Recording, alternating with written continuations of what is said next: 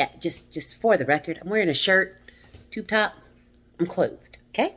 Before the video starts, quick reminder to everyone, got the contest going on. So I'm trying to get my subscriber count up on YouTube, my followers on Instagram and Twitter, trying to get all that up because I've got my personal social media, but this whole like try to do social media thing, that's new to me. So I'm going to do a nerdy giveaway. 3, because I'm on 3 platforms. You're never going to get me on TikTok. It's not happening. Not doing some snaps of chat. No. I've picked my 3 platforms. That's where I will be. But anywho, I will be picking 3 winners since there's 3 platforms. Once all of them, I'm picking 3 because I'm going for big numbers here. Once all of them get to 500 followers / subscribers. And I'm going to give out good stuff. Good stuff. Only caveat here, must have a continental U.S. address. International shipping is high. Sorry, it's not my budget. But I will give out 3 fabulous prizes.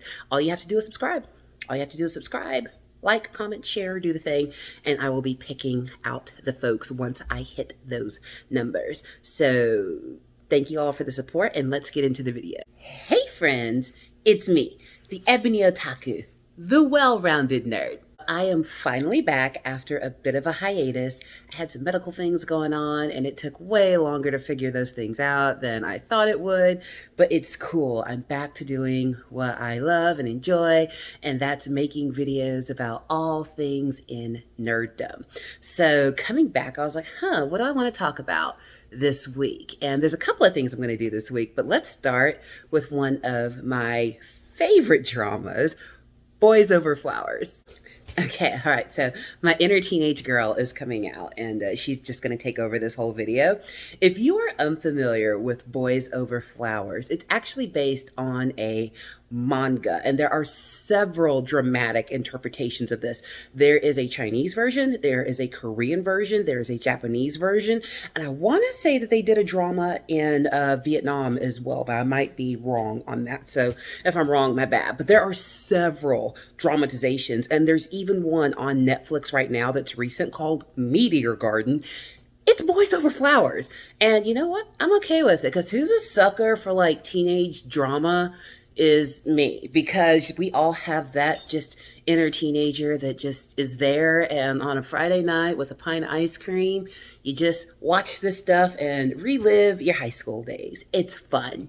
The one I'm reviewing today is actually the Korean version, and this one came out in 2009, so it's been with us for a while, and loved every second of watching it. And what I love about a lot of Asian dramas is they give you all the show. They give you all the show, and they give you all the time. Each episode's like 45 minutes long, and there's 50 of them. Yay! Give me all the show. And for some reason, the drama in these shows is way more dramatic than anything we come up with in the US. It's like, oh, every time something happens, like, why are these kids allowed to be this way to this girl? But it's interesting to take a peek into social cultures in other countries. I mean, obviously it's played up for the laughs, the drama, the intrigue, and the rest of that. But it's interesting to go, maybe I'm okay with where I went to school, because these kids are mean. Okay, let me get into what I'm talking about. Let's talk about this show. Okay, so today I am strictly talking about Korean Boys Over Flowers. Not talking about the manga, not talking about the other versions that are out there. There are so many. Maybe I'll get to them in time, maybe I won't. This is my favorite version out of all the ones I've watched. But here's the gist of it. There is a teenage girl. Her name is Jeondy, Gum Jeondy, and she's awesome. She's just a little spitfire. Her parents own a shop. They live above it. They're just an average family. She's pretty smart. She makes good grades. She rides her bike to school. She takes care of her little brother. You know, just an average good girl. Well, she gets accepted into this pretty prestigious school. And it's not even necessarily a school where all the kids are brilliant. It's just a school where rich people send their children.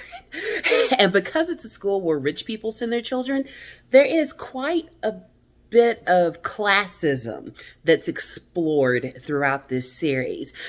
Because when we encounter the children with wealthy parents and their heirs and heiresses to great fortunes, they have these amazing lives. They all have private jets and butlers and cars that bring them to school. We see all of that, and none of these kids earned it. Like, there's a few of them in there that are models and actors, actresses in their own right, but the vast majority of these young people at this school, they have money because their parents have money. They didn't do anything to earn the money they have. But because they were born into these positions of power and wealth, they treat everyone who's not them like dirt under their fingernails. Like, they literally call anyone who's not them a peasant. Yeah, like, serf class, medieval times. You're a peasant. We're the ruling class. Serve us. And the school is ridiculous. It has, 5-star chefs cooking food for these children. It has these recreation areas that are more like spas. The teachers barely even grade these kids because they're scared of the repercussions of their parents if they were to fail a grade. It's like a whole school full of football stars. You can't give them an F because the school wouldn't exist without these kids and their parents paying to come there. Like, here's how incredibly cruel the school can be. Trigger warning.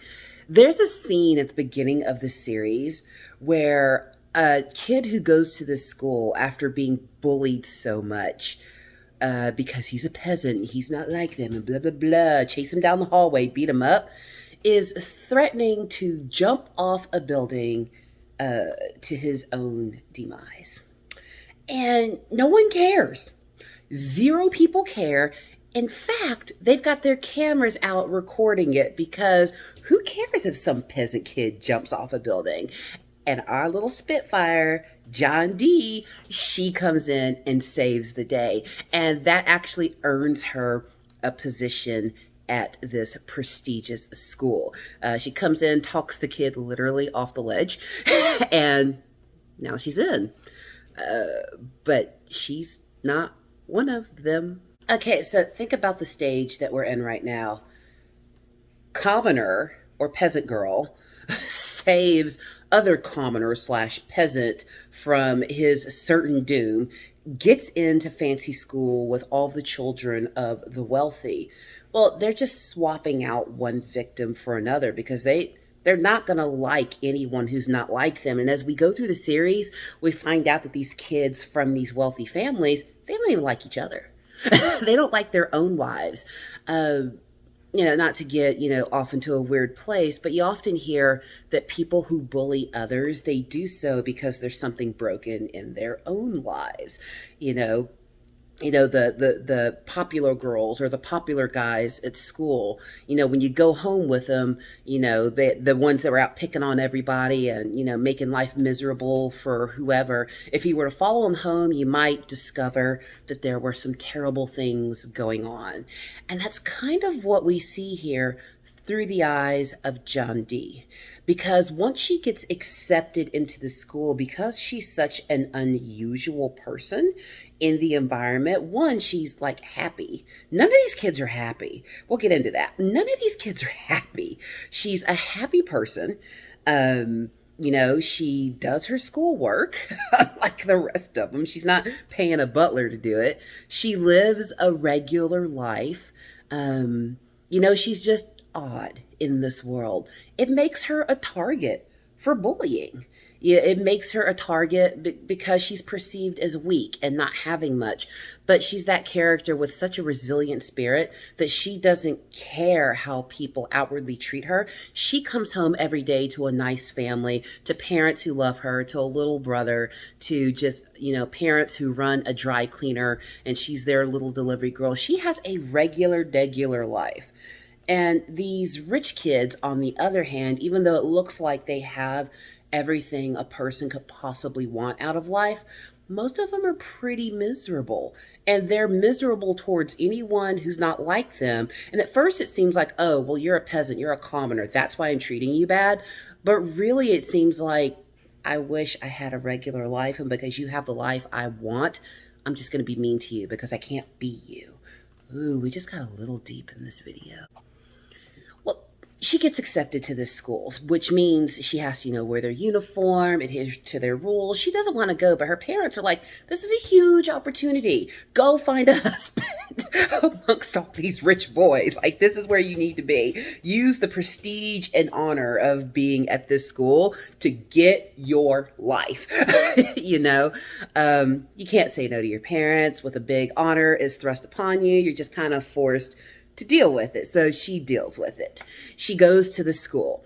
Well, a little weird here because there is a set of students at this school who are treated kind of like celebrities.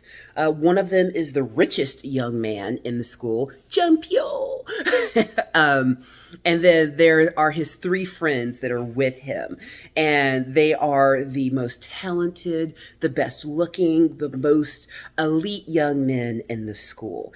And because of that, all of the girls in the school have kind of made a pact that nobody dates them. Since nobody would be good enough for them, no one's going after them. Well, as luck would have it, one day wandering through the halls, poor John Dee just experiencing being bullied, she happens to actually trip into the presence of the most popular boys in the school, making their grand boy band entrance. Now, when I say entrance, I mean when these 4 kids finally decide to show up for school that they don't really have to go to. But when they finally decide to show up for school, like, everyone crowds the front doors and then parts like the Red Sea so these 4 boys can walk in unassisted and unaccosted. And poor little John Dee and her clumsy bullied self literally tumbles at the feet of their leader, Junpyo. And he looks down at her and basically looks at her like she's trash. And it's an accident, Other people were picking on her and being mean to her. And that's how she ended up on the floor of the school entrance, sprawled in front of these popular kids. But here's what's funny. She doesn't know who they are. She doesn't care. She comes from a regular life. And she's just like, aren't you going to help me up? And they're like, and walk on by. I'll be honest, the first time I saw that, I was kind of bothered. Like, I'm a Southerner. As a Southerner, there's just like this, how do I say it? Darn you, modern world. You just expect a certain level of gentility between men and women. If a young man sees a young lady injured on the floor, you help her up. And they're just like, peasant, and keep on going. And then on top of that, the girls in the school are way more offended. They're like, oh my God, how dare you throw your dirty presents in front of our gods living? And the bullying gets even worse. Like, it's insane when you watch the school dynamics that they've created in this show. It's so out there that it's almost unbelievable. But then something interesting happens. And I don't want to compare it to like a Cinderella story or Mean Girls, something like that. But the leader of this little pack of popular boys takes an interest in John Dee. And at first it seems very superficial. Like he's just using her like a pet or a toy. Like, oh, here's this little poor girl who's made it into my elite world. I'm just gonna, use her for my entertainment. But it turns out he starts crushing on her, and most likely the reason is she's a girl unlike any other girl he's encountered. Being the heir to a fortune and the son of whoever, he's expected to marry a certain kind of person. In fact, we all know this, but, with the upper echelons of society, they all know each other. That it's not surprising when the children of 2 wealthy people or famous people get married. It's kind of by design. And he lives in this world that's very much by design. Junpyo is the polar opposite of John Dee. John Dee comes from a normal middle-class working life. Maybe she'll become a doctor and do something amazing with her life and make hundreds of thousands of dollars at the most. Maybe she'll be a school teacher Maybe she'll be a stay-at-home wife. Maybe she'll take over the family business. But those are the options she has in life, the options that most of us are used to having. But when you look over to Junpyo's life, that is incredibly privileged, you'd think he'd have a bunch of options and opportunities, but he doesn't. His life is laid out for him because of who his parents are and who his family is. It's already been decided for him what he's going to be, what he's going to do, and the type of woman he's supposed to marry. All of that's been chosen for him. John Dee literally has the world laid out in front of her and can make all the choices. She didn't have to go help that student who was being bullied and thinking of jumping off the roof. She didn't have to do that. She inserted herself because she genuinely is a human being that loves life, cares about other people, and didn't want to see somebody make a decision about their own life based on what someone had done to them. If you're going to do something, do it because of your reasons, not because of what somebody else did. She's that kind of just champion of justice, Sailor Moon-esque type girl. And Junpyo is attracted to that. And I don't blame him. She's adorable. He's adorable. But he sees in her the life he wishes he had, to just be normal, to be genuinely happy, to have a family around you that cares about you. It's kind of sad when you think too deeply about it. Now, moving forward in the story, so a whole real crush develops. These two young people don't start dating. We're not going to call it that. They were not dating. But you got a guy who, it's not, even though he's the most desirable young man in the school, he's not good at dating because all of his love life is arranged. But this is the first girl he's like, I actually want this one. What do I do? And he's a little overwhelming in the pursuit of John Dee because she's not used to this lifestyle that they have. She comes from the real world, the world most of the people probably watching this video lives in. And these young men, because of Junpyo's crush, start including her in their little inner circle. Now, I told you, this is a school full of mean girls. The whole campus, mean girls and mean boys. It's not just the girls, it's all of them. When Junpyo takes a liking to John Dee and it becomes obvious to the rest of the school, even though they're the most powerful group of young men in the school, the most attractive, the most desirable, it doesn't protect her. In fact, it makes the bullying 10 times worse. Here's how worse it gets. And this is when the show, and it's in the first episode, this is when the show like really got to me because I was like, oh, I really hope this is not how school is over there because this is terrible. She's riding her little bicycle that she makes deliveries on for her family on campus on her way home. And the kids at the school put a tripwire in her path that she can't see. And when she gets close enough to it, they pull the wire and literally flip her over her bike and some stairs. They could have broken her neck and thought this was funny and did it as her warning to stay away from the hot guy. That's not okay. That's not even a little okay. But it's run of the mill in the school. And as she gets closer to Junpyo and he lets her more into his life because he likes her. She doesn't like him at first, but he is definitely head over heels for her. I'm not even sure he recognizes in the beginning that he's crushing on this girl because he hasn't been allowed to do that in his life. But once he realizes he's crushing on this girl and he actively starts pursuing her, she's annoyed by it because it's interrupting her regular life. She's in a school she didn't want to go to. She's being forced to interact with people that don't want her there. And now she's got all of this extra attention on her because the hot boy at school likes her. So we spend the rest of the series watching this dance between the two of them as they learn to understand each other. because they're older teenagers. You know, they're not 14-year-olds. And well, actually, in real life, they weren't 14 at the time anyway. We all know they're grown.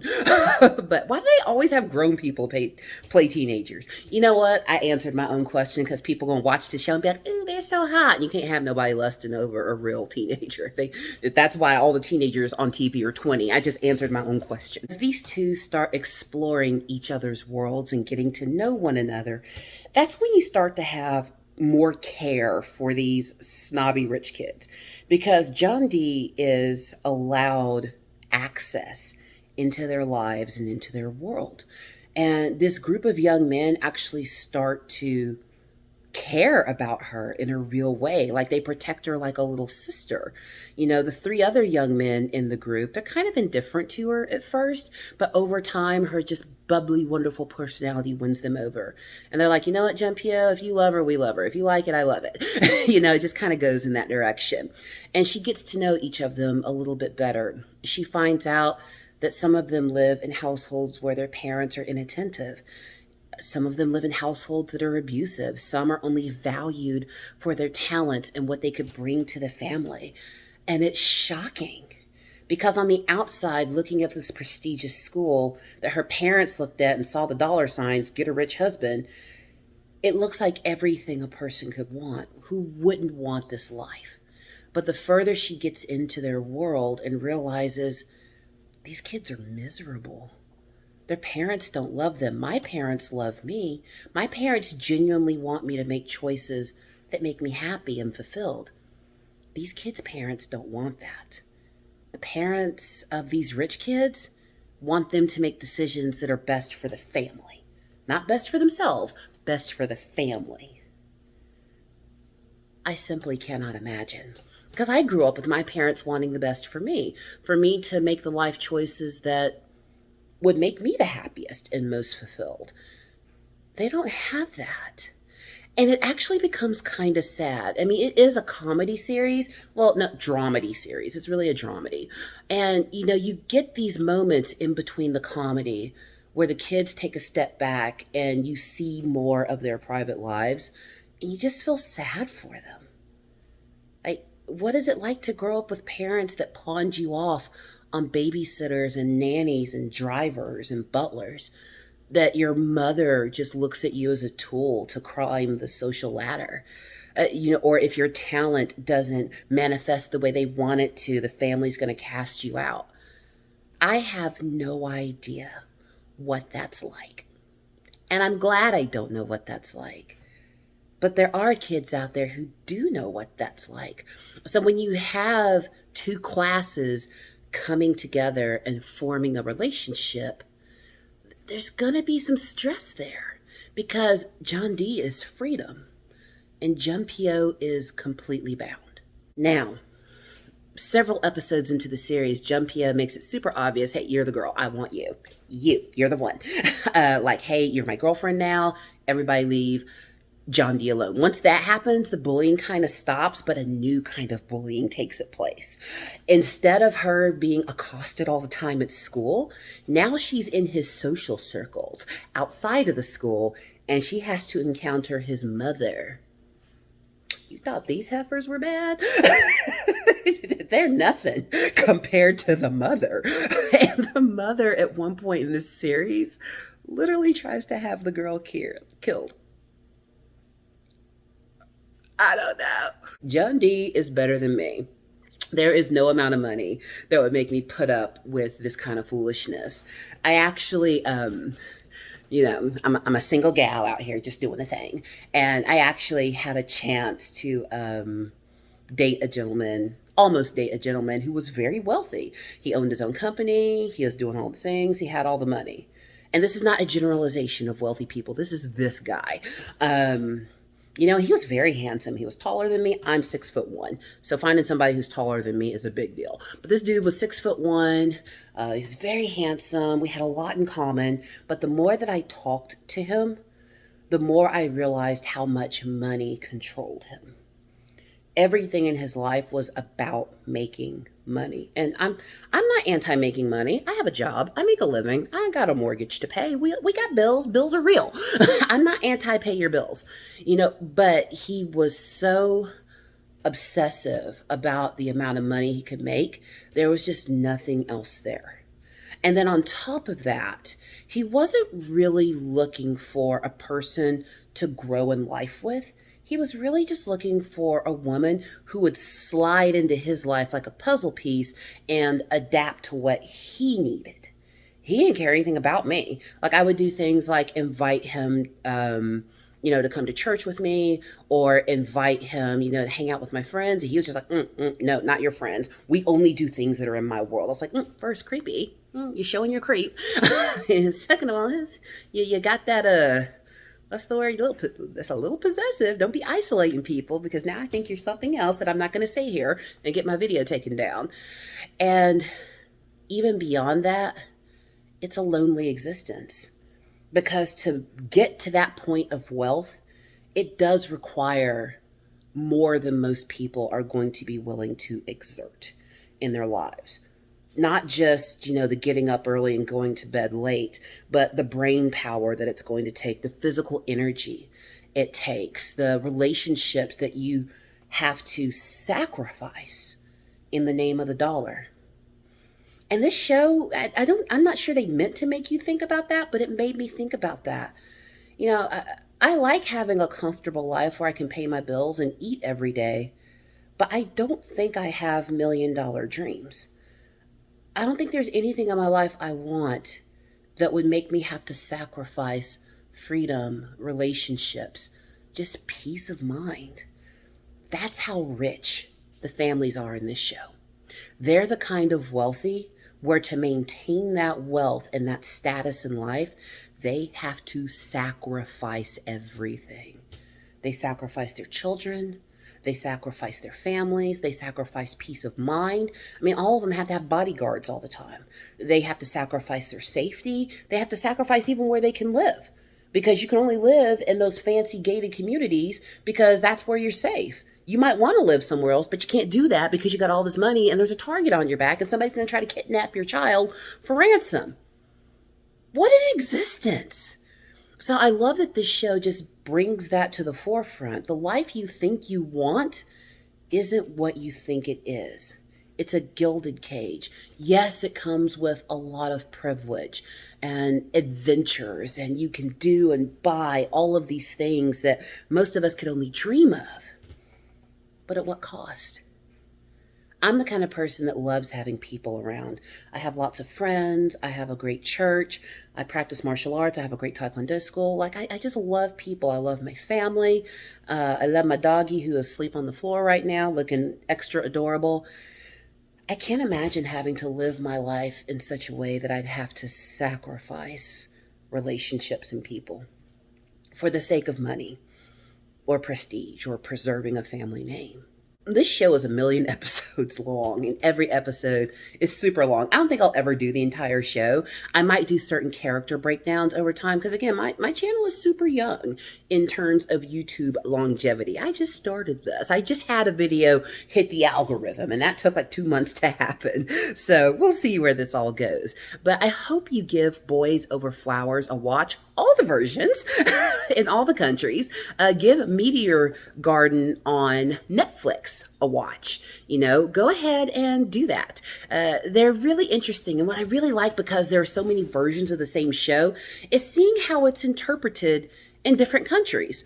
What the norms are, what society is like, what's allowed, what's not allowed, how severe the bullying gets. It would be interesting to see this from a Western perspective. I'm not sure it would work as an American show or a British show even, because we have a different school dynamic. Over here, it's just, the societies are just different. So it would be interesting to see if this could be interpreted, but going across oceans with media doesn't always work. Everything can't be The Office. That worked. But then for every office you have, you're going to get 10 death notes. So would it work? I don't know. It would be interesting though. I love this series. It's one of my comfort views if I'm sick or taking some time off, taking a weekend off. It's one of the ones I'll just sit and curl up with and watch and just like, I'm 15 again, and watch it and just enjoy it wrapped up in my blanket on the couch and just like, oh, the drama of it. John D, you poor thing. Ah! It's so great. I hope you give it a watch. There's a lot to learn from it, especially the commentary they make about classism and wealth and what poverty and what privilege really does to a person. They snuck all that in there. I mean, all this and just a crazy little teen high school drama. They snuck it in. And that's what I love about Asian dramas. Like they get it all in. As always, please like, comment, and subscribe. And let's talk about it down in the comments.